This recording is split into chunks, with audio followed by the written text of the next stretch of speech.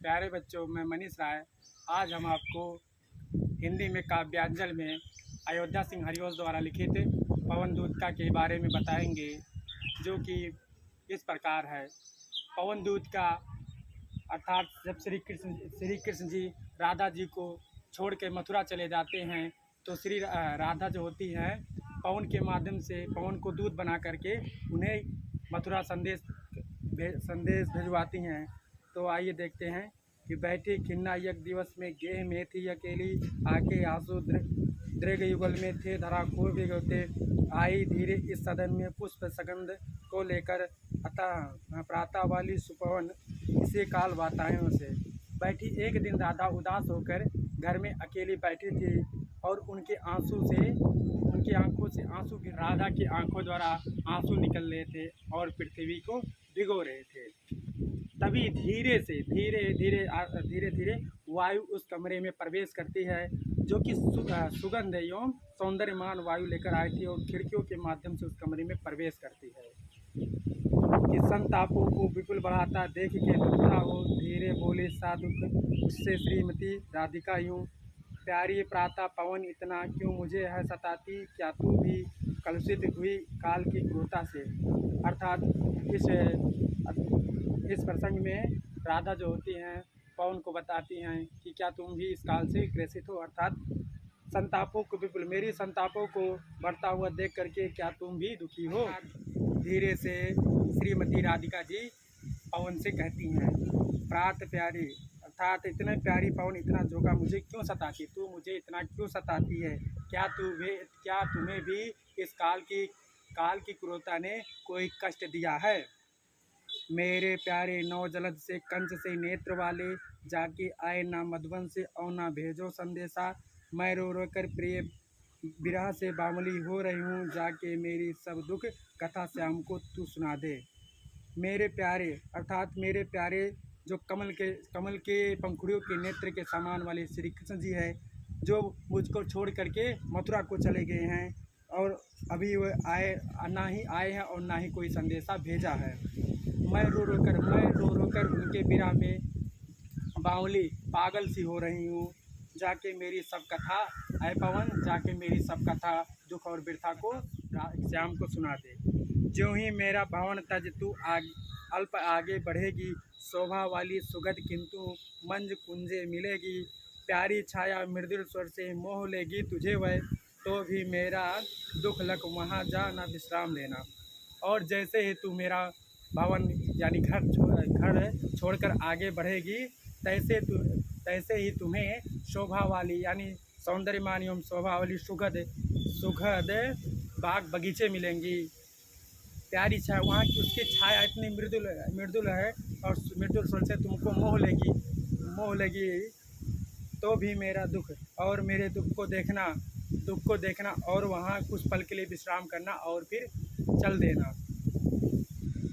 और पवन जी को आगे चलने के लिए रास्ता बताती हैं। थोड़ा आगे सरसराव का धाम सतपुरुष वाला, अच्छे बहुद्रीम लतावान सौंदर्यशाली, प्यारा वृंदा विपिन मन को मुग्धकारी मिलेगा, आना जाना इस विपुन से मुहाना ना होना। अर्थात थोड़ा और आगे जाएगी तो वहाँ तुम्हें सत्प पुष्प वाला मैंने अनेकों पुष्प वाला एक बगीचा मिलेगा। वहाँ अच्छे द्रुम यानी पक्षी और लताएं सौंदर्यमान हो रही हैं। प्यारा वृंदावन यानी उस विपिन में उस बगीचे में इधर उधर तुम देखना, टहलना, घूमना, वो तुम्हें मोह लेने का प्रयास करेंगी, मगर तुम उन्हें मोहाना मत। आना जाना इधर उधर तुम लोग टहलना, तुम उस बाग बगीचे में टहलना, मगर वहाँ विश्राम ना लेना। तुम जाते पवन को समझाती हैं कि फिर तुम्हें जाते जाते अगर कोई रास्ते में कोई पथिक मिल जाए या कोई बटोही मिल जाए, तो उसके दुखों को देखना तथा उसके करीब जाकर के उसके सारे दुखों को वायु के माध्यम से उससे दूर कर दे। जैसे वायु के माध्यम से दुखों को दूर करने का आशय इस बात से कि कोई गर्मी में यदि जा रहा पुरुष, तो वहाँ सूर्य के प्रकाश द्वारा उस व्यक्ति को बहुत गर्मी लगी रहती है और वायु धीरे से चलेगी तो उस व्यक्ति का गर्मी दूर हो जाएगा। धीरे धीरे परस उस्ताद, तुम जाते जाते पवन को समझाती हैं कि फिर तुम्हें जाते जाते अगर कोई रास्ते में कोई पथिक मिल जाए या कोई बटोही मिल जाए तो उसके दुखों को देखना तथा उसके करीब जाकर के उसके सारे दुखों को वायु के माध्यम से उससे दूर कर दे। जैसे वायु के माध्यम से दुखों को दूर करने का आशय इस बात से कि कोई गर्मी में यदि जा रहा पुरुष तो वहाँ सूर्य के और धीरे धीरे से उसके करीब जाना और वायु प्रदान करके उसका कष्ट दूर कर देना और उसे सदगंध यानी सौंदर्यमान एवं सुशोभित वायु दे करके शर्मित जन को परिश्रमी पुरुष को हर्षित बना देना, खुशहाल कर देना। लज्जाशील पथिक महिला जो कहीं दृष्ट आवे होने देना विकृत वासना, तो ना तू सुंदरी को जो थोड़ी भी शर्मित व गोद ले लेना, शांति खोना, होठों की कमल मुख के मालान मिटाना। और यदि तुम्हें कहीं रास्ते में लज्जाशील स्त्री मिल जाए या लज्जाशील कोई महिला मिल जाए तो तुम इतना धीरे से बहना कि उसके चेहरे से वस्त्र, यानी लज्जाशील का मतलब ये होता है कि कोई बहू हो और अपना घूंघट ओढ़ के चले। तो पवन को समझाती है राधिका कि तुम उस लज्जाशील स्त्री के सामने वायु तो धीरे से बहना कि जिससे उसके वस्त्र विकृत ना हो। और जो थोड़ी सी तुम्हें शर्मित यानी कोई शर्मी पुरुष मिले तो उसे गोद में लेना। गोद में लेने का आशय इस बात से कि तो वहाँ उसे वायु प्रदान करके प्रसन्न कर देना और होठों की कमल मुख होठों की मलान को मिटा देना। कोई कलांता कृषक ललन खेत में जो दिखावे, धीरे धीरे परस उनकी कलंतियों को मिटाना। जाता कोई जलद यदि हो व्योम में तो उसे ला छाया द्वारा सुखित करना तृप्त भूतांगना को। जाते जाते यदि तुझे रास्ते में कोई किसान का पुत्र मिल जाए तो उसके कष्टों को वायु द्वारा प्रदान करके उसके कष्टों को दूर कर देना और धीरे धीरे उसके पास जाना और उसके कलंतियों को मिटा देना।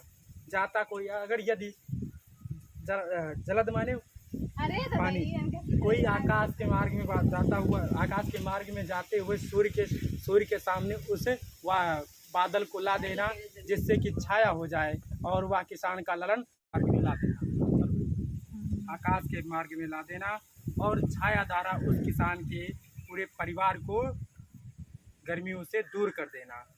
जाते जाते पहुँच मथुरा धाम में उत्सुकता हो, नारी शोभा वर नगर की देखना मुग्ध होना। तू होवेगी चकित लग के नेहरू से मंदिरों को, आभा वाले कलश जिनके दूसरे अर्क से है। अर्थात जाते जाते जब तू मथुरा को पहुँचेगी तो उत्सुक यानी प्रफुल्लित हो जाएगी, प्रसन्न हो जाएगी और वहाँ की नारी यानी इतना शोभाकारी नगरी को देखेगी और तू मुग्ध हो जाएगी यानी उसी में व्यस्त हो जाएगी। और तू वहाँ की ऊंचाई कर ये देखेगी, वहाँ की जो मंदिर है इतना सौंदर्य एवं शोभाकाली है, शोभावान है कि उस मंदिरों को देख करके तू चकित हो जाएगी। उस मंदिर की एकदम ऊपर यानी ऊपर सबसे ऊपर कलश लगे हुए हैं जिस पर सोना चांदी और मोतियों के समान दिखाई पड़ रहे हैं। जिस प्रकार सूर्य की किरणें चमकती है ठीक उसी प्रकार उस मंदिर पर उस कलश का सौंदर्यमान एवं सुशोभित चमकता है, अर्थात वह अच्छा एवं प्रतीत दिखाई देता है।